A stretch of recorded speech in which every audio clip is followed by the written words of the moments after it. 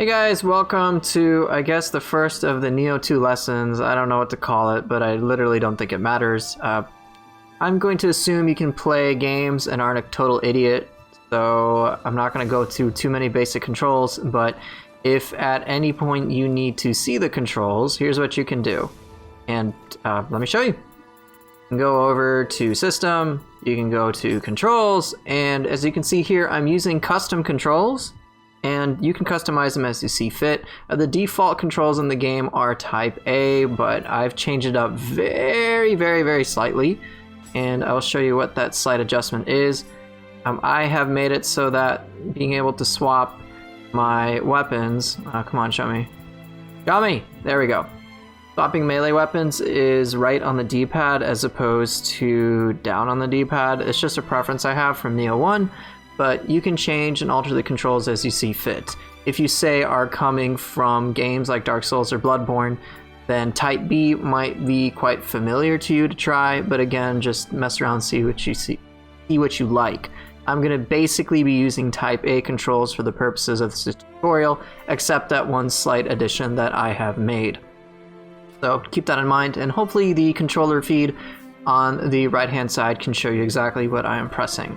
But this is the beginning part, so we're going to start small and we're going to go from here to help you really be able to tap into Nioh's combat. So here's the first part, and you've got weapons all over the place. And you may be thinking, hey, what weapon do I pick? And you can see some stats that are attached to them, and you may have many questions about what's the best weapon to pick. Will I have to commit to any weapons? And right now, here's what I'm going to tell you, and this is exactly what you should do, especially if you have the complete edition. Get the fists, and get the split staff, and don't worry about weapons right now. I'll get into that a bit later. So just pick those two weapons, and yeah, you can see you've got the prompts of quick attack and strong attacks, but those are very basic controls and are probably not what you're really going to need to know. So you can swap your weapons, and I'll let you take your own time to figure out exactly the button displays. That's just going to be a matter of practice. Now, this choice here will actually make a bit of an impact in the early game, so you kind of have to choose between one of the three Pokemon. Sorry, I mean Guardian Spirits. So it's not so much the stat that matters, because in the grand scheme of things, the stat is very unimportant in the beginning of the game. You don't need to worry about that, but I'll talk about that a bit later. Now, there are reasons for picking each of these, so let me show you each of them. It's not so much like the super form that we've got, it's actually how they function with their burst counters, which is a mechanic you're going to learn later on in the game. So I do have a burst counter guide, which I encourage you to check out, but in case you don't, then let me put it to you simply. The brute form, which you can, the burst counter is something you can perform at all times, but my guide again will go on the details, but here's just cliff notes of it. The brute form basically is a slap to interrupt targets and doubles as an attack. Next is feral form. So the feral burst counter, let me show you what it actually is. It has two after images that you can see right here. One from roughly where you start, one in between, and one roughly from where you're going to end up. And so many players like this. Timing it can be a bit difficult, but you want to use it just when an attack comes out from the enemy that's a burst attack. And again, this is all described in the guide, so there's more detail for you there. But you basically want to throw it out a little earlier, and the reason why many players like it is because it also doubles as a dodge. So it's pretty rad for that reason, but for the purpose of this tutorial, I'm going to be using the Phantom type. Now, what's so great about the Phantom type?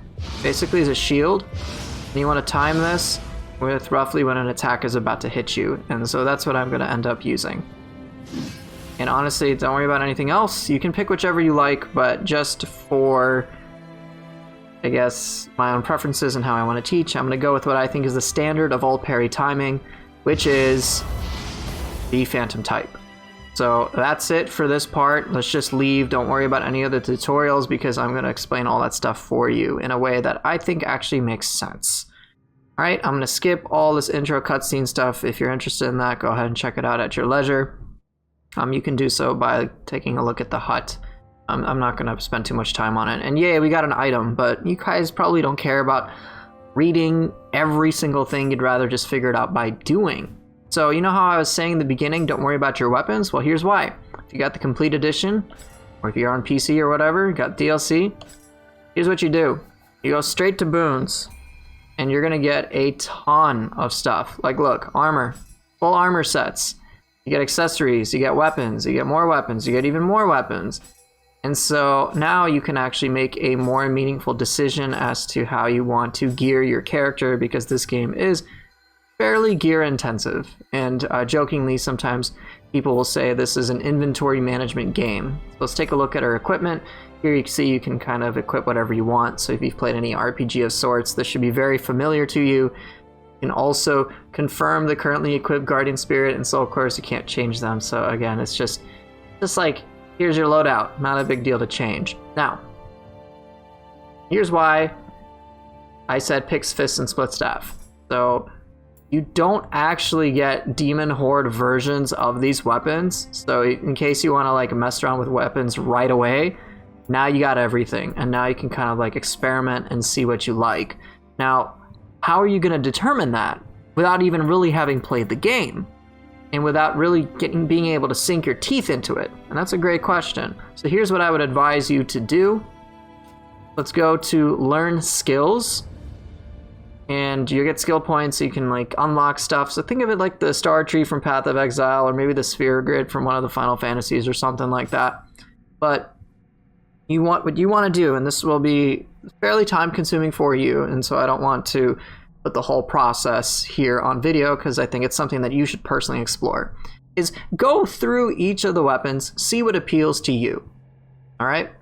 Go through each of them. I'm pretty sure you've heard about fists in some capacity, and just take a look at some skills. So you've got the skill list, which you can open up with Square, and you can kind of like take your time, read, and try to understand what's going on with each of these. But here's some like major selling points for the fists, all right? The fists, as is shown in the video, and there's a lot of reading, basically you can connect skills together and then build up stacks of damage, which is pretty cool.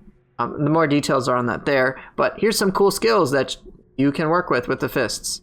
Most popular one is probably this, Beyond Infinity, because holy hell, I'm pretty sure you don't expect that in a game that you've heard as being called a Souls-like. It also has some like anime-like moves such as this, Limitless, which is, you know, put all your power into a single blow and send them flying back. So being able to do so feels really satisfying. And, you know, those are really cool abilities. But there's other weapons, say the spear, which have really neat, interesting abilities, such as this one, which almost looks like you're dancing on a stripper pole. But no doubt, being able to do something like this in combat is really cool. And there's going to be pros and cons to each weapon. And you may be concerned, hey, is everything, or is there like a meta? Are some weapons better than others? And while you may hear differing opinions, what I want to pitch to you is that pick whatever the hell you want. Every weapon is viable. They all work really, really well. So if you don't have to worry about that, then instead you should focus your time on going for something that seems cool to you. You know, I like abilities for the axe such as Lumber Chop because it's freaking hilarious to turn your axe into a baseball bat. There's abilities like Crowd Crush where you can just throw enemies away, and you can actually use this to throw enemies off cliffs, you know, stuff like that. So it's going to depend. Your weapon choice really just depends on what appeals to you, and just because weapons like, say, the axe are slower doesn't mean it's any less fun. So do whatever's fun for you, and you can mess around with the weapons as you see fit. Now, let's say you decide to specialize in, let's say, the split staff for whatever reason. Now, does that mean you're fully committed to it? Fortunately, the answer is no.